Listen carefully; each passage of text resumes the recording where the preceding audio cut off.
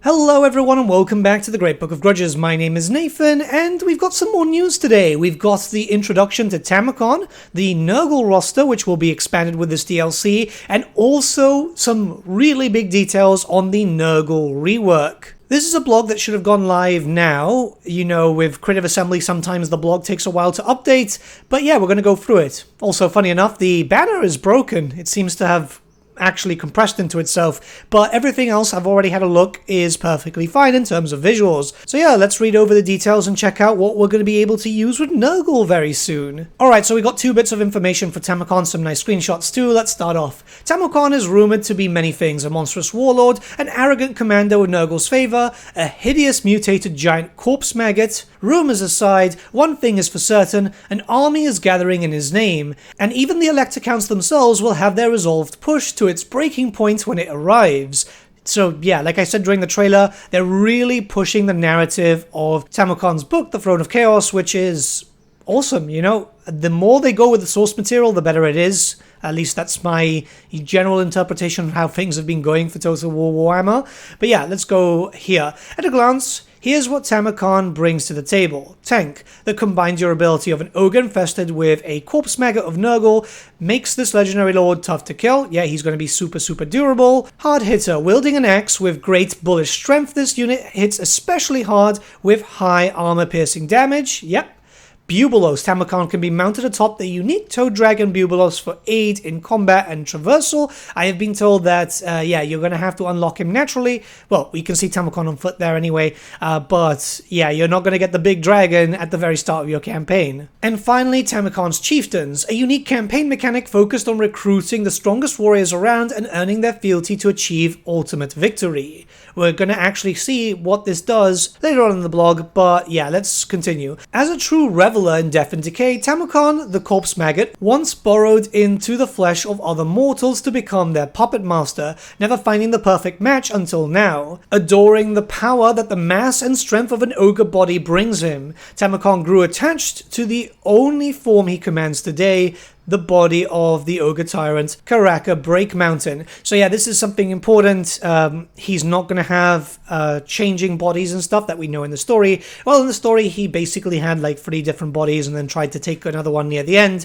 But I mean, that's fine. At the end of the day, he looks fairly unique. It makes sense for him to just be with the ogre style, mostly because we've seen how large Bubulos actually really is. So having a normal mortal mounted on that would look really odd. They'd need to then do loads of new animation changes for something which you're only going to use once because you're likely going to be pushing for the ogre body as fast as possible. I mean, the perfect example is this next screenshot where he's still pretty tiny as an ogre compared to the actual mount.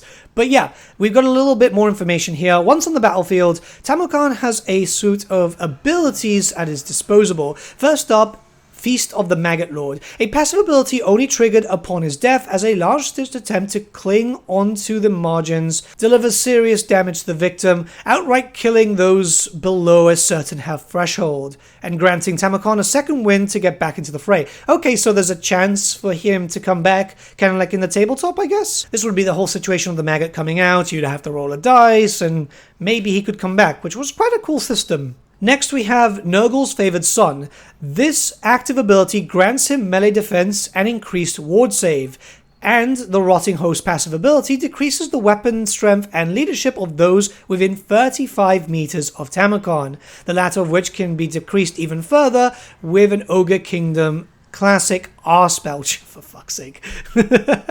For those that still dare face the Maggot Lord, his Black Cleaver active item will ensure they regret it, granting magical attacks, significantly increased armor-piercing damage, and a boost to base weapon damage for all allies within range. So yeah, he's going to be really strong on the battlefield. I mean, it makes sense. This is one of the strongest warriors that we know for Nurgle. So yeah, I mean, this is super cool.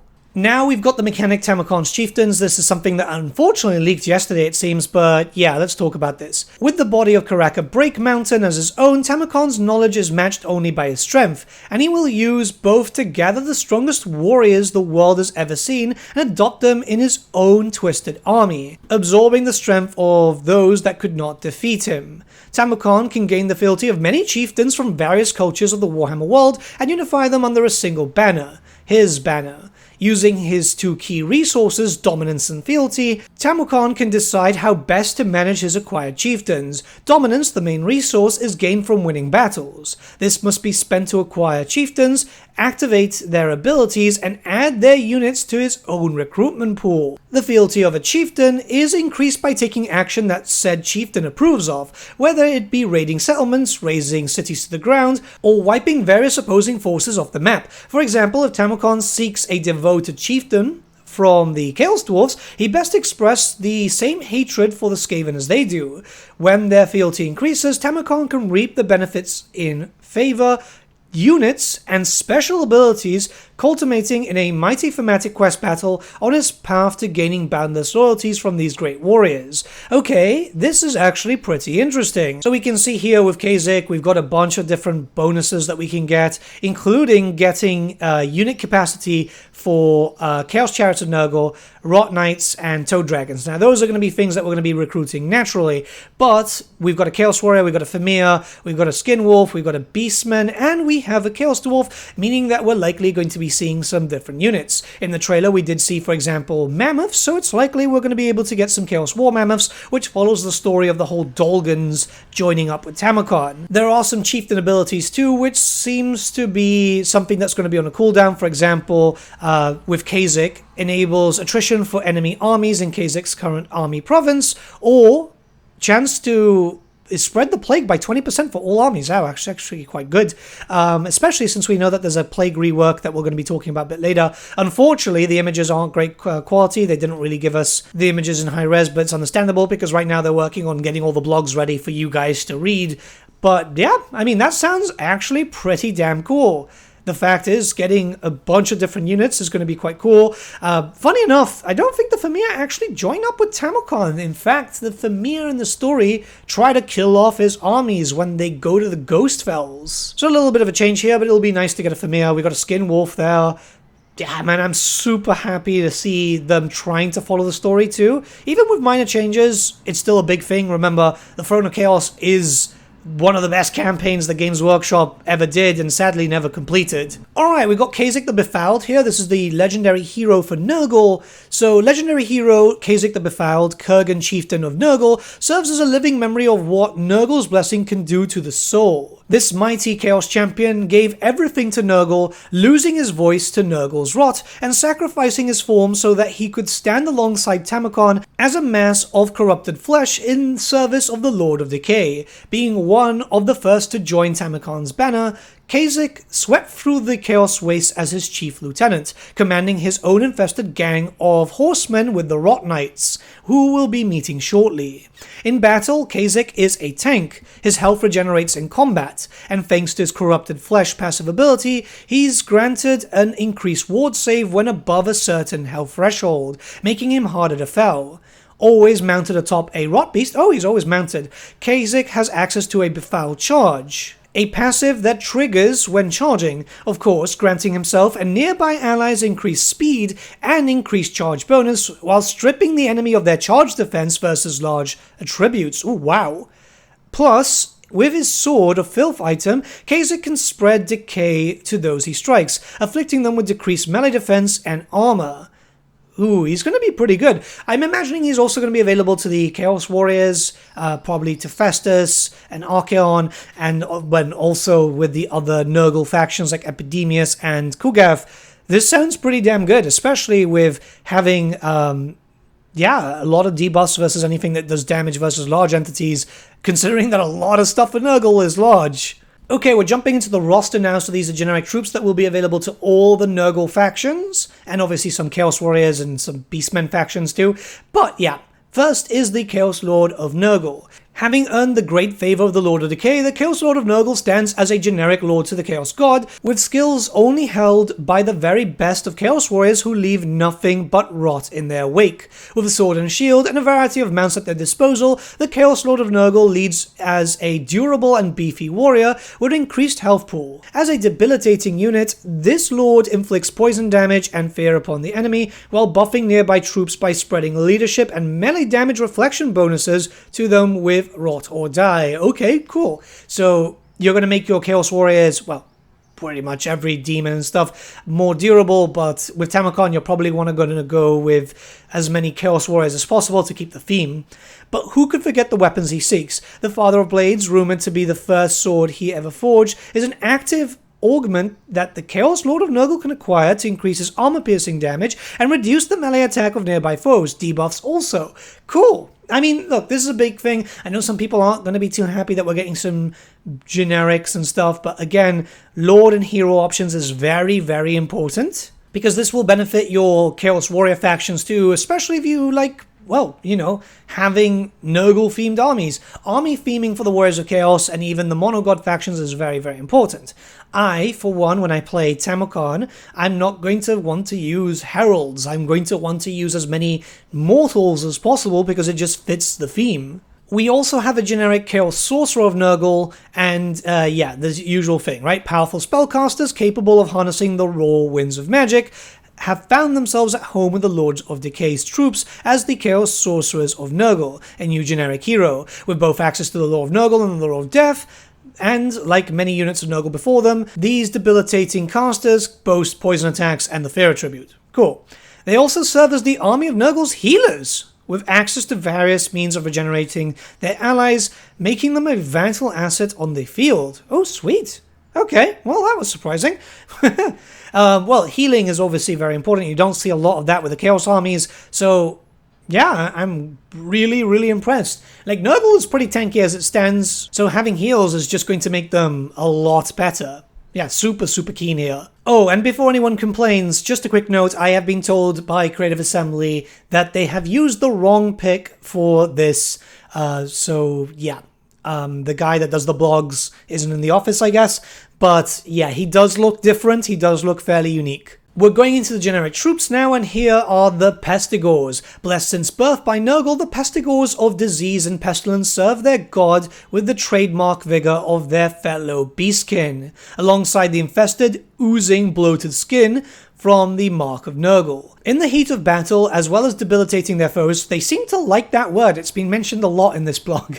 Pestigors stand firm with their own durable skin and muscle, sporting a high health pool for an infantry unit. With their weapon of choice, a two-handed great axe, the Pestigors are masters at smashing through armor, piercing it with a single strike. It's pondered that the most high esteemed of Pestigors are blessed with a mutation, the Tears of Nurgle. This passive chain hex may only be triggered once, activating when within a range of an enemy unit, resulting in infectious secretions from every orifice that slow the opposition down before spreading through their ranks. This makes them a prime candidate for Vanguard deployment. Ooh. Okay, that's actually quite good. Well, we can see them there. They aren't fat and bloated, but they do have some mutations. They do look fairly unique, which is very important. They look like they're miniature, just a little bit skinnier. Great weapons is obviously quite good, because I was worried that they were just going to have hand weapon and shield. So this gives me high hope that we're going to see additional hand weapon ones for Khorngors, and maybe a javelin or a spear for the Slangors. Fairly happy. You know, Vanguard, again, very, very strong. They've got a debuff, which is going to be quite interesting. Keep in mind that they're just going to be stronger Gors, not Bestigors, but even then, they're still going to be fairly powerful compared. Yep, pretty happy about this. It's nice to see an old design kind of reimagined. Plus, it's a little extra bonus for our good friends, the Beastmen, who seem to be getting a lot of love in Warhammer 3. Next we got the Plague Ogres. Perhaps taking inspiration from the visage of their commander, the Plague Ogres are twisted amalgamations of a once ordinary ogre. The cat decided to just charge into me for some reason. With body and mind contorted by the blessings of Nurgle. Joining Tamacon in his pursuit of the Empire, Plague Ogres are the brutish humanoids that fell in battle at his hands before accepting the Lord of Decay's power. In return for their lives, they grew fat with infestation and disease. Serving as sluggish yet durable infantry, the Plague Ogres seek out large enemies with either their giant blades or great axes to slice them to ribbons. They're built for punishment. Okay, so Ogres, they've got two different variants. We've seen them in the trailer too, and yeah, I mean, Ogre Charge and stuff for Nurgle is going to be really good. Something a little bit faster. This is the thing. With this DLC, you're going to get some faster moving troops, which is going to be very helpful for the faction historically known as being very, very slow. Rot Knights for me might be the most exciting unit in this Nurgle portion of the DLC. Mostly because they did have stat lines, but they never actually had models. This is because, you know, Games Workshop back in the day were like, oh yeah, you know, just put a knight on a bigger base. I mean, that's not really ideal, but yeah. So now we have an official model, well, you know, in-game. It looks fantastic. You can see from the screenshot. Let's read over the description though. Rot Knights are one of the select few Chaos Knights blessed with the Mark of Nurgle and the power to ride Rot Beasts into battle. Although the Chaos armor they wear has grown rusty with time, the Rot Knights, a new monstrous cavalry unit for Nurgle, can still take a beating, sacrificing some of their speed with thicker skin and with increased health pool, defense, and regeneration. Ooh. The goal of the Rot Knight is to lock down large targets on the battlefield and shred their health thanks to their giant claws and one-handed lance, delivering potent anti-large attacks. With regeneration, the Rot Knights have a weakness to flame, but can regain their health over time and enjoy an increase to their melee defense when in the heat of battle. Okay, this is actually pretty good. Some anti-large for Nurgle was obviously very needed, so we're finally seeing that. They're going to be faster. They're not going to be as fast as Knights, but I imagine they're going to be very, very fast. And regeneration, I mean, still, that's really good. Yeah, overall, exactly how I always imagined them. The Rot Beasts look great. It's basically the same mount as Kasich. Yeah, super keen, man. Bile Trolls are another brand new unit. Under the shadows of the Chaos Waste, Nurgle sets his sights on these trolls, infecting their flesh and burrowing deep into their guts, gifting them with a blessing that should have consumed them. What remained was a bulbous monstrosity, a Bile Troll, endlessly eating itself alive from the inside out, only to regenerate and devour itself once more. This blessing grants them passive regeneration in combat, letting them shrug off wounds as they strip their own damaged skin and replace it anew. With poison attacks on their side, the Bile Trolls can strike fear into any foe they approach and pierce straight through their armor with their one-handed blade. With all that infestation going on beneath the surface, Bile Trolls can expel it with corrosive bile hex effects, softening the armor and flesh of their opponents and plummeting their victims' melee defense for an easy kill. Again, pretty good units. Remember, trolls are always like a shock trooper, and it's always good to have, especially when it comes to something like Nurgle, where you're going to have Chaos Warriors holding down the line, or even Plague Bearers holding down the line. So having a Bile Troll smash right through, or go through the side or the rear, that's going to be really good to knock down enemy forces.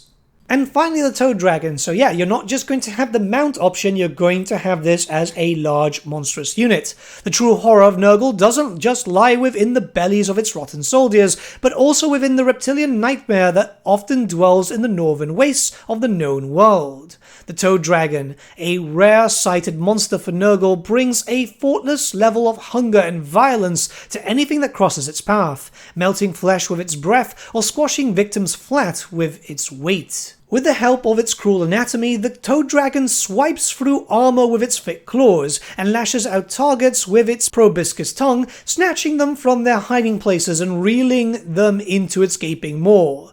Those, however, are the lucky ones. This large, hulking creature specializes in smashing through even the most compact of formations and holding its place within Nurgle as their largest and most expensive unit to date. With its heavy missile resistance, the Toad Dragon borders on unkillable, but it's what lies within that truly makes it something to be feared. With its active ability Unspeakable Foulness, the Toad Dragon spews forth a blast of flesh-rotting horror, delivering explosive damage and inflicting poisonous burns on its victims as their skin slips off in sheets and their organs turn to liquid. Yeah, man, this is super cool. So Toad Dragons were only really there as a mount option. You could get them by themselves, by the way. This was a thing way back with the Storm of Magic, I believe. So it'll be good to actually see them as single entities here and not just from a Rune of Binding, essentially. It'll be cool. I'm looking forward to seeing, well, the Doom stacks.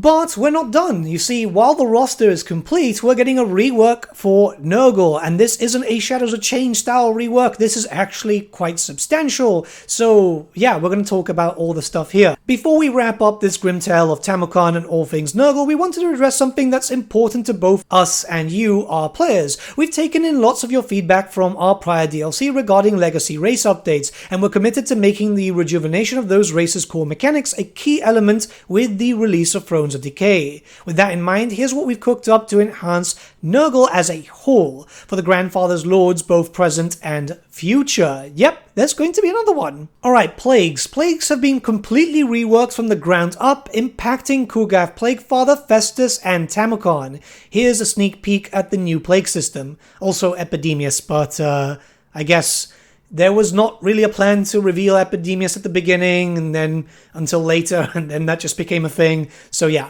there is a new system, because the current system is boring. They say it here. The problem with the original system for Plagues is that it's completely solvable. As a player, there was an objectively strongest route to take and no need to deviate to maximize its benefits and minimize the drawbacks. This took away from Nurgle's fantasy of experimenting with disgusting new diseases that we want players to feel. Unfortunately, they didn't give us the little video clip in advance, but we do have the details here. What are we changing? Plague symptoms can now exist within a web, with certain symptoms connected to each other, letting you combine 3 of them to create a plague. The UX has been redesigned to better showcase how this plague will affect both Nurgle and non-Nurgle factions, positive for Nurgle and negative for everyone else. The symptoms location within the plague web will shift every 3 plagues. Your first plague may allow for connection between symptoms granting casualty replenishment, growth, and recruitment health. But on the next cycle, these symptoms could be nowhere near each other, and you'll have to conjure new plagues from what's available to you. As a result, special combinations have been removed. This is actually kind of interesting, because this means that there's an element of randomness and you're going to keep wanting to throw out plagues. If there's something that you don't like, you're still going to want to throw them out so you can get the next cycle. I like it. I know some people are going to bitch that it's RNG and stuff like that, but it is Nurgle. This actually is very lore-friendly. We're introducing a new type of symptom, blessed symptoms. These are assigned randomly and change with every plague cycle, and a symptom, while blessed, has its effects doubled. Cool. So that means that you'll be able to get like even stronger bonuses. Like, for example, growth being, well, let's just put a number there. 25 growth per turn is actually 50 growth per turn. Plagues can now be mutated with increased effects, increasing the spread chance and extending the duration, and much more. Ooh, okay. So from what that little screenshot shows, which is pretty much just a small video, yeah, you just pay infections to make it longer. That's cool. Plagues now have an immunity period, so that those on the receiving end of being plagued aren't constantly under its effects and have a respite between bouts. Okay, that actually works really, really cool, because, yeah, I mean, let's be honest, in certain cases, I think Festus was quite known for that. There was just way too many plagues spreading out through the Empire, and it was pretty much destroying the Empire too. So immunity is actually going to be fairly decent. Now, we got a little bit of information here. Kugath Plaguefather benefits greatly from this system. He is uniquely available to have many blessed symptoms active at once, allowing him to conjure much more fearsome diseases than his peers, and decimate the world with unholy infectious combinations. Yeah, I mean, that makes sense. That literally his lore is he's trying to make a plague that could even infest Nurgle. So yeah, I mean, super keen, man. Alright, cyclical buildings now. Nurgle's unique cyclical buildings have led to some unique and thematic gameplay strategies when it comes to recruitment, but we felt it had a negative impact on their economy and defensive capabilities. What are we changing? Military buildings are still cyclical, but all remaining buildings are now static like the other factions in-game. Military buildings now cost infections instead of treasury to help with managing the choice between improving infrastructure and recruiting forces. Thank you! Oh my god, I absolutely hated playing Nurgle because all the military buildings were just stupid expensive, bro! This is going to hopefully change some things up, right? We've done an economy pass on the buildings following this change to help with Nurgle's difficult financial situation, allowing players to choose the treasury building rather than having their economy gain split between all change. So we actually have a proper economy building now. Thank God. Thank Nurgle. Resource buildings have had effect overhauls. It's a shame they didn't put any examples there. Cult buildings have undergone an effect pass. Cool, cool. And the remaining cyclical buildings can now be rushed by spending infections. Awesome. This means that you can go through the cycle much quicker, and that means that getting units much faster, I guess. This is good. This is actually really good. A very surprising change. I think actually I recommended this a while back in a video because it should be rushed, right? This is something that takes turns to go into different cycles, so the fact that it can now be rushed is going to be huge for Nurgle players. Alright, recruitment. Nurgle's unique recruitment is currently too punishing for the benefit of instant recruitment. What are we changing? Recruitment cost and recruitment health are now tied to the Nurgle corruption level of the province that the military force is recruiting in. So, when you have 0 corruption in an area, it's at 30% as normal. When there's 100% corruption, your units come in with 60% health and a minus 50% recruitment cost. This is good. This is really, really good. And yeah, look, I was right here. With the addition of rushing construction, cyclical buildings should now help with filling up recruitment pools in the early game. This is great. This is great. That's going to be much better. Your troops are going to come in much better. They're going to cost cheaper too, because spreading corruption isn't that difficult with a Chaos faction. Not at all, really, especially at your starting area. So if you focus that being your main, actual recruitment area, you're going to really have armies all over the place really quickly. This is actually really cool. And I imagine that because the plagues themselves are going to be better because of these blessed things, you're going to be able to spread corruption a lot faster too. Technology tree. Nurgle's technology tree is lacking a clear direction and was designed too heavily around Kugav's Realm of Chaos experience. What are we changing? Nurgle's technology tree is now split into 2 distinct groups, one focused on military and the other on campaign faction bonuses. The layout has also been reworked to make it clearer and easier to progress through the technology tree. That's awesome. It would have been nice if they would have had, some images and so on. But yeah, I mean, it's true. The Nurgle tech tree was abysmal, probably one of the worst in Total War so far. So splitting it up is going to be good and not hopefully forcing it between that whole system of you need to recruit or unlock 2 techs before moving on. Yeah, this is great. Yeah, I'm actually quite happy about this. And finally, this one's really important for battles, army abilities. Previously, Nurgle gained army ability points based on the amount of damage taken. We felt that this didn't reward Nurgle players enough and seemed like a consolation prize for losing units. Yeah, it was. What are we changing? Nurgle now gains passive income of army ability points for every enemy unit in the battle map that is currently being affected by a negative effect or debuff. Oh, cool. I mean, pretty much all your shit has poison, This plays into Nurgle's playstyle of spreading debuffs and contact effects and makes them even more desirable for both campaign and battles. We're confident that these changes are going to enhance the Nurgle experience for everyone who plays them, whether you're scorching the lands with disease as Kugath, harvesting souls as Festus, or gathering an army of chieftains as Tamukon. And Epidemius, don't forget him. I know, you wanted to reveal him later, but still. You put it in the pack and you told us it was fine. And just maybe, there's maybe one more. Yeah, it's Epidemius. But for now, I reckon we've catalogued enough plagues to keep even the grandfather Nurgle himself happy. So let's see what's coming up next. Okay, that's cool. Okay, that army ability change is going to be really, really good. I'm happy about that. It's just, the old system was horrible. Absolutely horrible. You barely used it, especially with the swarms. So this is going to be different. Overall, this looks great. I'm fairly happy with, the roster looks good. The rework sounds really good too. If everything works as intended, yeah, we should be in for a very good time. The Nurgle rework was quite surprising. I thought they were just going to do some little quality of life updates here and there. But it does seem like a very big change, and if they're going to be doing a big change for Nurgle, who didn't really need that much of a update, when compared to the Empire or the Dwarves, Betty had said, then I am very, very, very optimistic for the Empire and the Dwarves when we get information on them. But with all that being said, let me know what you guys think in the comments below. Let's start a bit of a discussion. Yeah, I'm slightly more optimistic about the state of Total War for 5.0. Have a good day, guys.